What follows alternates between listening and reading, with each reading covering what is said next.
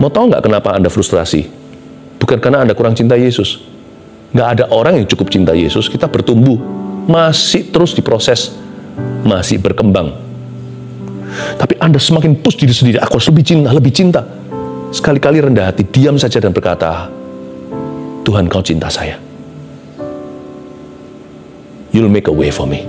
Kau akan buka jalan di mana tidak ada jalan. Kalau Anda belum subscribe di channel ini, segera, supaya Anda bisa mengikuti terus rema-rema dari Roh Kudus ya. Kita akan belajar tentang buah-buah roh ya.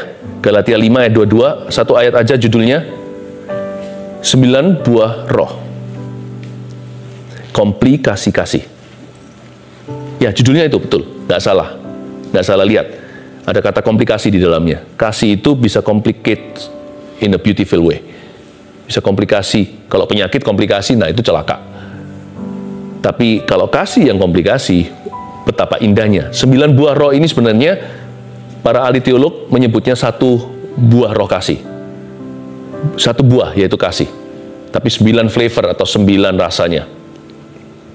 Saya sebut aja 9 buah Roh Kudus, supaya kita ingat angkanya.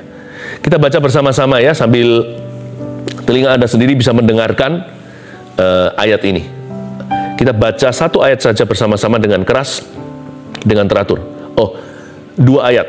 Galatia 5 ayat 22 dan 23. 9 buah roh. 1, 2, 3. Tetapi buah roh ialah kasih, sukacita, damai sejahtera, kesabaran, kemurahan, kebaikan, kesetiaan, kelemah lembutan, penguasaan diri. Tidak ada hukum yang menentang hal-hal itu. Ulang sekali lagi, 2, 3. Tetapi buah roh ialah kasih, sukacita, damai sejahtera, kesabaran, kemurahan, kebaikan, kesetiaan, kelemah lembutan, penguasaan diri. Tidak ada hukum yang menentang hal-hal itu. 9 buah roh, komplikasi kasih. Begini, seperti yang saya katakan tadi, ini juga bisa jadi satu buah kasih, 9 rasa. Kasih yang terbesar, bahkan di beberan nomor pertama. Tetapi buah roh, jadi Roh Kudus yang mengerjakan, ini bukan buah manusia. Ini bukan juga buah-buah tumbuh-tumbuhan, tanam-tanaman, pepohonan. Ini buah supranatural, tapi alami waktu kita alami. Paham ini ya? Sangat alamiah waktu kita mengalaminya. Yang pasti, di mana ada buah roh ini, pasti ada orang di sekeliling kita yang diberkati. Hidup kita pun akan merasakan Yesus Kristus lebih nyata. Kita hidup di dekat Tuhan, makanya buah ini keluar semua. Tetapi buah Roh Kudus, dengan R huruf besar, ialah kasih, sukacita, damai sejahtera. Berhenti di sana. Sebelum kesabaran, kemurahan, kebaikan, kesetiaan, dan sebagainya, sadarkah Anda 3 buah roh yang pertama dari 9 itu pasif semua. Dan itu perasaan. Siapa bilang feeling is not important? Itu bukan tindakan perbuatan, belum lagi sampai ke level taat. 3 buah pertama itu hanya cukup meresapi atau menyerap. Tidak berbuat sesuatu atau berbuat apa-apa dulu. Karena kasih itu adalah suatu sifat. Kasih itu sebuah kondisi hati. Sukacita, orang dunia bilang happy. Damai sejahtera. Semua ini nggak ada satupun yang perbuatan. Karena itu saya yakin saat teduh seperti ini adalah cikal bakal semua perubahan. Jangan pernah remehkan duduk diam di bawah kakimu. Itulah kerinduanku. Ada satu lagu lagi yang waktu saya saat teduh di awal-awal kenal Tuhan, saya selalu nyanyikan dengan gitar. There is no higher calling, no greater honor than to bow and kneel before your throne. Come down at your feet, O Lord, is the most high place. Jangan pernah remehkan saat teduh ketika kita nggak berbuat sesuatu. Kayaknya buang-buang waktu. Tahu gitu, mendingan cari duit, mendingan kerja, mendingan melakukan sesuatu yang berguna. Dari 9 guna, 3 guna pertama itu tidak berbuat apa-apa. Itu berguna sekali loh. Perubahan hidup dalam hadirat Allah. Meskipun hidup belum berubah seketika, tapi kalau hati kita diubah, dalam hadiratnya, itulah permulaan mujizat. Kalau saya perhatikan 9 buah ini, 3 adalah kondisi hati. Suatu kondisi iman. Sebuah keadaan jiwa. Jadi yang disebut buah roh itu tepat, karena buah itu kan nggak berbuat sesuatu. Pernahkah Anda lihat buah durian begitu besar karena dia pergi fitness? Atau dia buah nangka, bisa gede, atau buah apel bisa bundar bulat begitu, atau jeruk bisa kuning begitu karena dia lakukan sesuatu. Nggak ada, dia hanya menyerap dari pohonnya. Yesus pokok dan kitalah carangnya. Apalagi buahnya, dia hanya menyerap gizi aja, dia nggak berbuat apa-apa. Karena itu Maria itu sangat-sangat disayang Tuhan. Dan ketika Marta datang kepada Yesus dan berkata, tolong Tuhan, tolong saudaraku. Yesus kasihan sama dia, tapi nggak sampai Tuhan Yesus itu menangis. Karena ketika Maria datang, kalimatnya sama Marta. Tuhan langsung menangis dan berkata, mana adikmu, mana Lazarus? Lalu berkata, Lazarus keluarlah dari kuburan. Jangan pernah remehkan ketika kita sisihkan waktu untuk saat teduh. Contohnya kita sacrifice atau korbankan 1 jam misalnya. Kita hanya duduk diam di bawah kaki Tuhan. Disitulah hati kita meresapi kasih. Disitulah hati kita menyerap sukacita. Dan ditambah damai sejahtera. 9 dari 9 buah, 3 itu dari pihak Tuhan. 6 kemudian dari sisi kita. Kita harus sabar. Nah, di situ ada sisi mengalah. Kemurahan itu kan berarti murah hati, suka memberi. Kebaikan berarti kebajikan, itu kan attitude atau sikap. Orang bisa kerasa kok tegang di dekat kita, atau orang bisa merasa tenang di sekeliling kita. Enak kalau kita berada di sekeliling orang yang baik. Lalu kesetiaan dan sebagainya. 6 buah berikutnya baru masuk ke area taat. Nah, apa itu kasih? Kalau Anda bertanya, buah yang terbesar, what is love? Oh, kasih itu ini. Kasih itu betapa aku mengasihi Yesus. Oh, jangan terlalu percaya diri. Nanti jangan-jangan kita masuk jebakan Petrus. Petrus kan berkata, oh aku mengasihimu, I love you. I love you, I love you Lord. Loh, nggak apa-apa kita menyanyi I love you Jesus. Tapi definisi kasih yang pertama-tama kali bukanlah kita mengasihi Yesus, tapi Yesus mengasihi kita. Resapi dan seraplah itu. Banyak orang lebih membanggakan cintanya pada Tuhan. Kata Petrus, semua orang ini bisa meninggalkanmu, aku akan tetap bersamamu. Ayam baru berkokok 2 kali. Belum 3 kali, dia sudah sangkal 3 kali. Ini banyak orang Kristen salah nih kalau baca Alkitab kurang detil. Kiranya ayamnya berkokok 3 kali. Baru 2 kali. Belum ketiga. Segala sesuatu itu iersan, 1, 2, 3 baru sah. Petrus setengah matang sudah langsung sangkal Tuhan. Tadi katanya cinta Tuhan. Percaya diri, over pede sekali. Kasih itu definisinya bukan you love Jesus, I love Jesus, but He loves us. Itu yang kita lakukan kalau kita saat teduh. Bukan karena gini loh, kalau kita saat teduh atau kita baca Alkitab itu demi membuktikan betapa cintanya kita pada Tuhan. Tidak. Saya berlomba-lomba cepat buka Alkitab setiap kali pagi hari. Hal pertama yang saya ingat di benak saya, alamat nomor 1 yang saya tuju hari itu adalah the Bible and the presence of God. Selalu hadirat Tuhan. Selalu persekutuan dengan Roh Kudus. Bukan untuk membuktikan bahwa Philip Mantova cinta Tuhan. Bukan. Saya nggak tahan, saya harus lari ke situ. Karena di situ kutemukan kasih yang kubutuhkan. Posisi saya itu menerima dulu. Makanya nanti saya bisa mengasihi orang seperti Yesus mengasihi aku. Kita bisa melayani karena Yesus melayani lebih dulu. Sumbernya itu bukan dalam dirimu dan diriku. Sumbernya itu pada Tuhan, dan kita itu ahli waris, kita itu menerima. Nggak boleh jadi orang Kristen yang percaya diri boleh, tapi jangan jadi orang Kristen yang salah sumbernya. Banyak orang membanggakan cintanya kepada Tuhan.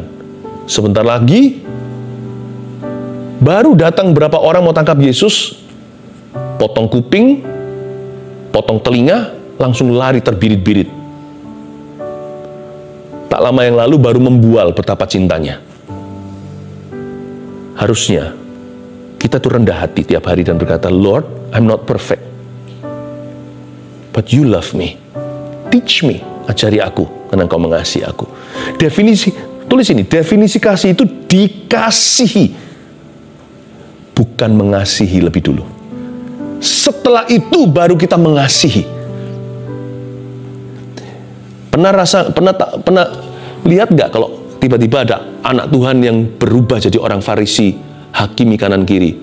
Karena dia udah merasa super rohani, dia merasa saya ini lebih mengasihi Tuhan dan lebih tahu tentang Tuhan Yesus dari kamu, dari kalian. Disitulah kesalahan terbolak-balik. Saat itulah Tuhan jadi duka. Belajar rendah hati setiap hari, dan hati hidup itu jadi tenang kalau kita itu tahu kita itu dikasih. Dan saya ini pelupa, manusia itu pikun rohani semuanya. Coba ya, nggak peduli level rohaninya seperti apa, nggak ada orang yang super rohani di depan Tuhan. Setiap kita itu daging dan darah. Jadi andai kata saya nggak pikul salib ikut Yesus setiap hari, kalau saya bolong-bolong tidak saat teduh 3 hari, saya cenderung lupa Yesus cinta saya. Nanti saya mulai tidak kenaan dengan orang lain. Saya mulai luntur, terjadi erosi di dalam jiwa saya. Lama-lama saya lebih tidak merasakan lagi sukacita, apalagi damai sejahtera. Ketika saya jauh dari Yesus, kacang yang lupa kulitnya, tiba-tiba saya pikun, tidak ingat lagi betapa berharganya pengorbanannya untuk saya di Kalvari. Hatiku tidak terjamah, lama-lama jadi seperti batu. Dan muncullah roh agamawi. Dan saya mulai pakai jubah Farisi. Apa yang harusnya terjalin dari hubungan yang luar biasa, di mana saya dilayakkan, dan saya itu terharu karena Tuhan. Lama-lama saya mulai kaku, karena mulai jauh. Coba lihat, masalahnya bukan karena cintanya orang itu sama Tuhan yang bermasalah. Korsletingnya bukan di situ. Korsletingnya dia mulai lupa betapa dia disayang. Kenapa banyak orang yang bengis sama orang lain, termasuk sama saudara seiman? Mau tahu kenapa enggak? Karena orang itu kurang kasih. Makanya dia nggak bisa mengasihi. Dia defisit kasih, mana bisa memberi. Yesus memberitahukan rahasia kekuatan untuk menggenapi perintah Tuhan yang kedua, terutama dari 2 perintah utama itu, yaitu kasihlah Allahmu, lalu kasihlah sesamamu manusia seperti dirimu sendiri. Bukan berarti kita diajari untuk mengasihani diri sendiri. Kasihilah sesamamu manusia seperti dirimu sendiri. Belum berhenti, ini maksudnya, seperti dirimu sendiri dikasihi oleh Dia. Kita ini hanya bulan, bukan matahari. Kita nggak bersinar. Kita ini hanya memancarkan kasih yang kita terima. Banyak orang kira kalau dia baca Alkitab supaya dia menunjukkan dia cinta Yesus. Oh no, kalau saya lari ke dalam firman, karena saya sangat kering kasih di dunia ini. Dunia ini penuh dengan perkara duniawi yang bisa membuat saya dalam sekejap menguap semua sukacita dan damai sejahtera.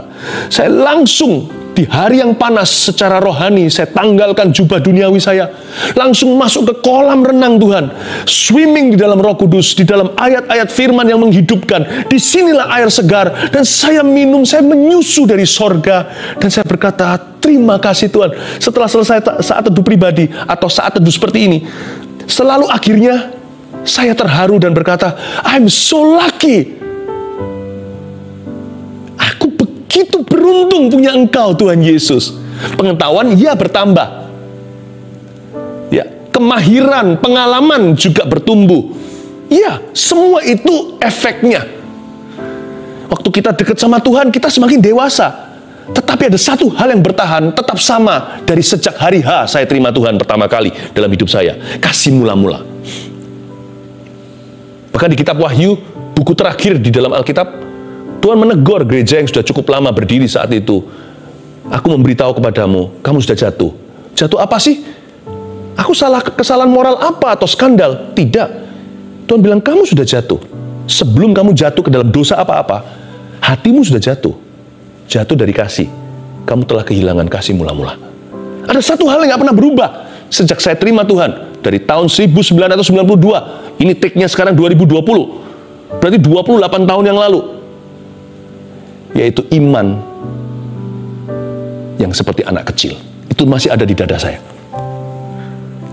Tiap pagi setelah saya saat teduh, saya selalu happy ya seperti lagu sekolah minggu dan berkata, Jesus loves me, this I know, for the Bible tells me so.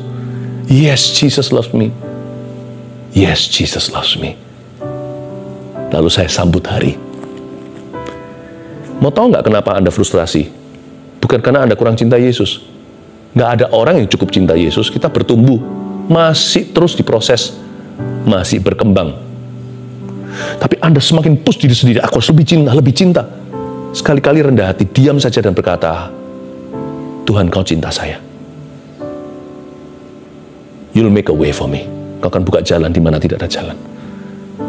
Belajar untuk bisa sekali-kali merasakan gitu loh. Yang mudah disayang begitu loh. Thank you Tuhan. You love me. My problem isn't solved yet. Masalahku masih ada dan banyak. Tapi hari ini aku bersyukur Engkau mencintai aku. Lihat ya, itu setan lari semua dari Anda waktu Anda ngomong begitu. Saya masih ingat tahun 1992 ketika kelepasan terjadi, ketika belenggu saya dipatahkan dan roh jahat diusir dari tubuh saya. Itu pada saat saya merasa dikasihi oleh Yesus. Waktu ada kesaksian roh di dalam hati saya dan seseorang sungguh-sungguh beritahu saya, Philip, Tuhan sayang sama kamu. Disitulah saya bilang sama setan, mulai hari ini aku sudah gak mau kamu. Lalu setelah itu saya didoakan oleh hamba Tuhan, oleh saudara-saudara seiman, ditengking dalam nama Yesus, iblis tinggalkan kehidupannya. Sebab dia orang kesayangan Allah. Jangan bergumul sendiri. Anda juga bisa punya kekuatan setelah itu dan berkata, kata-kata inilah, kalimat ini tolong disambung, di tengahnya isi sendiri. Ya, I don't need titik-titik because I'm loved. Masukkan aja. Terserah apa yang membelenggu Anda. I don't need drugs because I'm loved. Aku tidak butuh narkoba karena aku dicinta. Papa mamaku mungkin tidak cinta aku. Mungkin dari broken home katakanlah. Teman-temanku mungkin menghina. Tapi ada satu yang mengasihi aku, mengasihi sampai mati. Kalau ada orang berkata, aku cinta sama kamu, aku cinta padamu setengah mati, itu baru setengah. Tuhan udah mati untukmu. Dia mengasihimu tuh sungguh-sungguh sampai meninggal dunia untukmu. Sampai mati di kayu salib, mati hina. Ada satu yang cinta kasihnya, pengku, keras kepala untukku. Stubborn love. Sekalipun aku tidak layak dicinta, dia memperjuangkan saya. Saya tidak ngomong ini untuk kita memanipulasi Allah. Ah, Tuhan cinta kan, nggak apa-apa, saya berdosa. Orang gitu, udah. Orang gitu tidak mencari kasih. Tapi kalau Anda nggak layak seperti perempuan yang berzina ketangkap basah. Tapi kalau hati Anda ingin sekali mengenal Tuhan, Tuhan tahu. Ketika hatimu mencari kasih, Tuhan nggak pernah tolak. Tapi ketika hatimu manipulasi, Tuhan akan tunggu dan menanti. Tuhan nggak benci. Tapi Tuhan tunggu sampai Anda tidak bisa berbuat apa-apa lagi. Sampai berkata, ya sudah, yang kubutuhkan adalah kasih. Do you love me? Dan Tuhan muncul. Dan Tuhan akan tiba. Tapi kalau hati Anda sekarang sudah putus asa, desperado, sudah seperti seolah-olah di ujung tanduk, good news, kabar baik, Yesus muncul. Karena dia mati untuk kita ketika kita di ujung-ujung tombak dosa.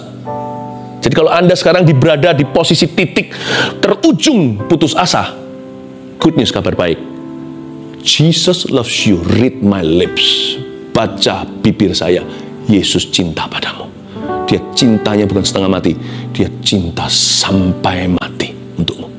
Masa sekarang dia tidak akan memberikan apa yang kau doakan, tidak akan mengabulkan. Tetapi buah roh ialah kasih. Nah, komplikasinya di mana?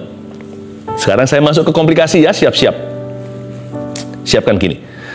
Nah, kita mau, kalau orang itu merasa dikasih Yesus, dia otomatis akan terharu. Pelan-pelan tapi pasti.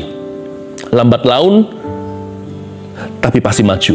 orang itu akan semakin cinta Yesus. Nggak ada orang yang dijamah Tuhan terus nggak jatuh cinta. Nggak ada. Bisa lah, dia nggak sempurna jatuh lagi. Bisa nggak? Bisa. Semua kita bisa, termasuk saya. Tapi pasti hati kita menyesal. Karena orang pernah mengecap kasih sayang Tuhan, dia nggak akan pernah lupakan Tuhan.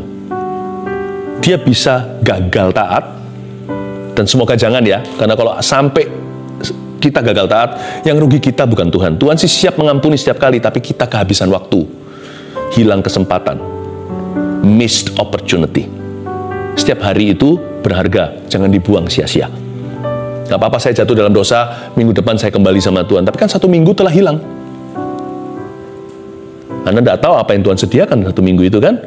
Anda bisa berkata, I don't need sex, bagi yang single. Because I'm love. Aku tidak perlu dosa seks. Kalau bagi yang bujangan ya, aku tidak perlu dosa seks. Tuhan punya cara sendiri dalam alam ini, ada siklusnya sendiri untuk setiap pria dan wanita. Sabar menanti. Jangan turuti hawa nafsu. Anda lihat orang lain ambil ATM, ambil cash di situ, Anda nggak punya uang, Anda rasanya, aduh, andai kata aku punya duit, aku bisa ambil dari sana. Bukan berarti Anda berhak untuk merampok, hanya karena Anda inginkan sesuatu. Hanya karena ada keinginan di dalam diri Anda, alamiah setiap pria dan wanita. Bukan berarti keinginan itu harus berubah jadi hawa nafsu. Keinginan itu baru jadi hawa nafsu kalau disertai kesengajaan untuk lari dari rencana Tuhan. Anda tidak harus berbuat sesuatu. Lihat orang lain makan, enak ya, bukan berarti Anda langsung rampas makanan kan? Bukan yang Anda inginkan selalu Anda bertindak atasnya, bukan? Keinginan seksual itu bukan dosa, tapi melakukan sesuatu terhadapnya membuat kita jadi distracted dengan kehidupan ini. Beritahu pada dirimu sendiri sebagai orang bujangan, I do not need sexual sins to make me whole. Aku tidak perlu dosa seks untuk membuat aku lengkap. Dan bagi yang sudah menikah, aku tidak perlu dosa seks di luar nikah. Tidak perlu seks di luar nikah untuk bisa membuatku bahagia. Yesus cinta padaku. Jesus loves me, this I know. I don't need ... because I'm loved. Aku tidak perlu ... karena aku dikasih oleh Tuhan. Nah, ini komplikasinya. Orang yang dikasih Tuhan pasti mengasihi Tuhan kembali meskipun dia pelan-pelan belajar, jatuh bangun kadang-kadang. Dan kalau orang itu hidup dalam kasih, pasti komplikasinya sukacita. Karena orang itu akan mengalami bahagia yang tiada duanya. Ini bukan happy-nya dunia. Happy yang semu, bahagia yang karena menerima lalu sebentar lagi bosan. Yang disebut sukacita itu bukan happiness. Sukacita yang artinya joy itu berarti puas batinnya. Catat, itu artinya suka, cita. Dari orang yang hidup dalam kasih, dia lama-lama suka hidupnya. I like my life. Lalu kata-kata cita kan, cita-citanya pun dia suka hidupnya, dia suka tujuannya. Mau nggak mau orang itu pasti merasa fulfilled inside, bahasa Inggrisnya. Dia merasa puas batinnya, merasa seperti nggak sempurna. Dia nggak dapat semua yang dia inginkan. Nggak ada orang yang dapat semua yang dia nggak ada orang yang memperoleh segala sesuatu yang dia impiankan. Nggak ada. Tapi orang yang hidup dalam kasih Tuhan pasti sukacita dan puas batinnya. Nah, orang yang puas batinnya alias sukacita, tenang hidupnya. Makanya keluar damai sejahtera. Itu komplikasi berikutnya. Dia pasti dapat masalah, tapi setiap kali masalah menghantamnya, dia tenang karena dia tidak merasa berdosa. Kita ini orang berdosa statusnya, diampuni Tuhan. Tapi kita tidak merasa berdosa. Paling nggak enak itu orang yang setiap hari jalan kemana-mana, tidur di bawah perasaan guilty. Perasaan tertuduh, itu paling nggak enak. Itu stres, membuat penyakit juga. Damai sejahtera, itu perasaan tidak ada yang kusesali dalam hidup ini. Masalah buat pusing ya, tapi nggak ketambahan komplikasi setan membuat saya guilty, lalu depresi. Mau doa nggak berani, karena aku tahu aku merasa berdosa. Orang yang hidup dalam kasih dibebaskan dari perasaan ini. Belum lagi yang membuat damai sejahtera itu muncul hanya karena orang itu hidup dalam kasih Yesus. Yang membuat dia tenang adalah karena dia tahu, karena dia benar, Tuhan pasti beserta. Damai sejahteranya itu beralasan. Nggak seperti Saul, kalau dinyanyiin Daud dengan harpa, dia rasa tenang, karena dia pinjam damainya Daud. Saya hari ini ajari Anda untuk dapat damai sendiri di sumur Tuhan. Akui dosamu, tinggalkan, hidup dalam kasih mulai hari ini. Apa hubungannya kasih dengan dosa? Dosa itu bukan jangan dilakukan, bukan. Tapi kalau Anda dan saya mengasihi sesama kita nggak akan mencuri barangnya. Kalau kita mengasihi tetangga kita nggak akan ingini pasangannya. Ya kan? Kalau kita mengasihi seseorang kan kita akan jaga. Makanya Tuhan berkata, semua hukum ini, 10 perintah Allah bahkan, bergantung pada 2 hukum utama. Kasihilah Tuhan, kasihilah sesamamu seperti dirimu sendiri. Semua hukum Taurat dan kitab Nabi, semua bergantung pada kedua hukum terutama. Akan ada damai sejahtera. Lalu orang yang tenang, komplikasinya sabar, kesabaran muncul. Karena dia tenang kan, jiwanya stabil. Jadi dia lebih sabar, lebih gampang ngalah buat orang seperti itu. Karena dia ada kasih, komplikasinya sukacita, kedamaian sejahtera, dia jadi orang yang lebih sabar. Sebenarnya orang yang gegabah atau orang yang suka marah atau murka itu sebenarnya bukan karena dia itu emosian. Kalau Anda lihat sesungguhnya, hidupnya nggak keruan. Jadi kalau kita dokter yang baik, kita nggak akan hanya diagnosa gejala. Kita akan cari duduk perkara. Perkara orang itu duduk di dalam kehidupannya yang empty kasih.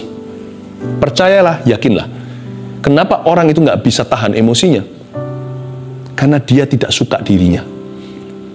Dan dia juga nggak suka semua orang gara-garanya. Orang yang nggak suka diri sendiri mana bisa suka orang lain. Paling yang dia lakukan hanyalah memanjakan dirinya sendiri dan keinginannya dipenuhi. Tapi dia tahu dengan demikian, kalau dia tahu kebenaran, dia sedang membenci dirinya dan mencelakakan dirinya sendiri. Jadi kalau orang itu punya kasih, sukacita, damai sejahtera, dia mudah sabar. Dan kalau orang itu sabar, lebih gampang, dia lebih murah hati dan lebih peka dengan kebutuhan sesamanya. Murah hati itu bicara tentang suka memberi, suka mengalah. Ya, sabar itu suka mengalah, murah hati itu suka memberi. Otomatis orang yang suka menabur dan hidup jadi disukai, itulah komplikasi kasih. Mau nggak mau orang begitu disukai. Ada yang suka kita dengan motivasi yang salah, peduli amat. Semua orang suka Yesus, kecuali orang Farisi yang punya agenda politik waktu itu. Karena mereka iri dan cemburu, Yesus kenapa kok populer sekali? Yesus itu loh disukai semua orang, meskipun ada yang sukanya sungguh-sungguh mengasihi, ada beberapa yang hanya karena demi roti. Tapi orang yang murah hati itu pasti banyak temannya. Lalu nggak hanya kemurahan, orang itu pasti baik, kebaikan. Lebih gampang jadi orang baik kalau punya kasih. Dan setelah kebaikan, dia pasti akan mudah setia. Apapun yang dia kerjakan itu langgeng dan tahan lama. Nggak hanya itu, banyak orang setia akan bekerja untuk Anda atau bekerja sama dengan Anda. Lihat ya, orang yang hidupnya dalam kasih, ada sukacita dan damai sejahtera.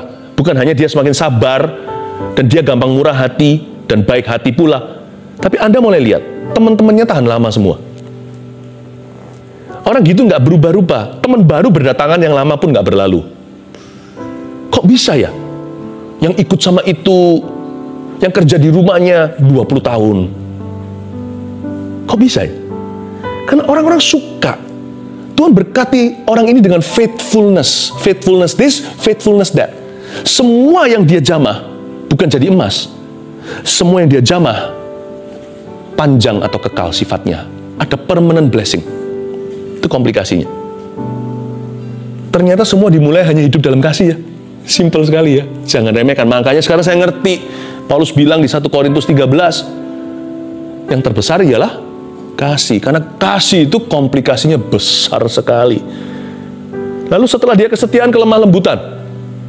Gentleness, orang sungkan. Kelemah lembutan itu bukan kelemah gemulayan atau kelemah lunglayan. Itu bukan kelemahan. Biasanya orang lemah lembut itu orang yang berkuasa. Anda kalau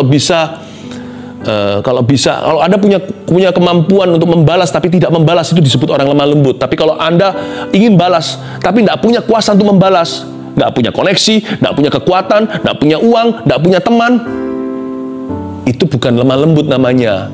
Itu orang lemah. Lemah lembut itu di sini ada berkat kuasa. God is giving you power and yet you don't abuse that power. Orang seperti ini dipromosikan sama Tuhan terus kelemah lembutan. Dan juga ada kesungkanan, ada keseganan. Tiba-tiba Anda dihormati di masyarakat, dimanapun Anda berada. Orang-orang merasa sungkan. Ada hormat dari Allah, ada hormat dari manusia, seperti yang dikatakan tentang Yesus, dan juga Yohanes Pembaptis pula. Dan nabi-nabi di Perjanjian Lama. There is honor bestowed upon you from God. Penguasaan diri. Penguasaan diri. Nah, penguasaan diri ini adalah buah terakhir, yang nomor 9, yang mengekang 8 buah sebelumnya. Gara-gara penguasaan diri, kita tidak mengasihi berlebihan. Ya kan? Beberapa orang yang agak sedikit over soal sukacita. Tidak punya persiapan apa-apa. Damai sejahtera, kesetiaan, kelemah lembutan. Jangan over, supaya nanti 8 itu bisa diulangi lagi dalam sebuah siklus mata rantai berkat yang tidak terputus. Seperti lingkaran Tuhan, bukan lingkaran setan. Penguasaan diri itu adalah satu buah yang sebenarnya tidak dimakan sendiri. Itu buah yang harus dimakannya bersama dengan kasih, dimakan bersama dengan kelemah lembutan, kesetiaan, dan sebagainya. Supaya kita nggak over, supaya bisa kembali ke buah nomor 1 dan diulangi lagi siklusnya dalam lingkaran Tuhan. Tuhan ajari kita untuk mawas diri. Tuhan ajari kita untuk tidak ekstrim, jatuh ke sebuah ekstrim. Kalau kita itu mau murah hati sama orang, jangan sampai jatuh ke dalam ekstrim sampai keluarga Anda sendiri pun nggak bisa makan. Jatuh miskin, bangkrut, akhirnya menyusahkan. Akhirnya minta-minta roti. Orang-orang yang tadi Anda beri, satu persatu disuruh kembalikan rotinya, karena sekarang anak-anak Anda harus makan. Saya suka sekali penguasaan diri itu, membuat semuanya seimbang. Supaya kita dihindarkan dari ekstrim kiri maupun ekstrim kanan. Tapi dengan cepat aja komplikasi benci gimana? Kalau orang itu membenci, buah roh jahat, bukan roh kudus. Kalau saya balik semuanya ini, orang itu pasti nggak happy hidupnya. Saya nggak pernah lihat orang benci itu happy. Dia bisa menang perkara, tapi hatinya penasaran. Pasti nggak tenang, damai sejahtera, banyak musuhnya. Pasti nggak sabaran orangnya. Suka tukaran, suka berantem sama orang, dan itu masih melukai kanan kiri, belum lagi dia dilukai. Kemurahan orang itu pasti picik. Bisa jadi orang yang foya, tapi kikir dengan sesama. Dia pasti nggak murah hati, dia pasti menabur yang salah. Pasti banyak kejahatan di rumahnya. Nggak ada orang yang tinggal di rumahnya bersama dengan dia bisa sejahtera, istrinya, anaknya. Nggak akan ada orang yang setia sama dia, dan dia nggak akan setia sama orang, sebab di atas manusia, bagi dia adalah uang dan harta. Kalau perlu, keluarga juga bisa dijual. Nggak mungkin lemah lembut orangnya. Deket sama orang gitu nggak enak. 1 jam aja kayak neraka. Dan penguasaan diri, orang seperti ini pasti nggak ada penguasaan. Kalau ini diulang-ulang lagi, kembali lagi, roh jahat bertahta. Anda pilih hari ini, mau jadi buah kasih atau buah benci? Atau mau jadi buah kekudusan atau buah dosa dan kejahatan? Saya memilih kasih. Karena waktu saya lari ke dalam kasih Tuhan, saya berbuah. Dan inilah permulaan kuasa. Catat ini, dengan ini saya selesai. Jesus loves me. Catat itu. Jesus loves me. Itulah permulaan kuasa dalam kehidupanmu. Kalau Anda menyadari betapa Anda dikasihi oleh Yesus, tiba-tiba Anda akan sadar masuk ke sebuah dunia dengan dimensi kuasa, di mana tidak ada satu hal apapun yang mustahil bagimu. Karena Anda tahu Anda berharga. 1 Petrus 4 ayat 7. Kesudahan segala sesuatu sudah dekat. Karena itu, kuasailah dirimu dan jadilah tenang, supaya kamu dapat berdoa. Saudara yang terkasih, terima kasih telah mendengarkan firman Tuhan hari ini. Jangan lupa untuk dukung terus channel ini dengan cara subscribe, like, share, dan juga komen, agar saudara kita yang lain juga boleh terberkati. Tuhan Yesus memberkati kita.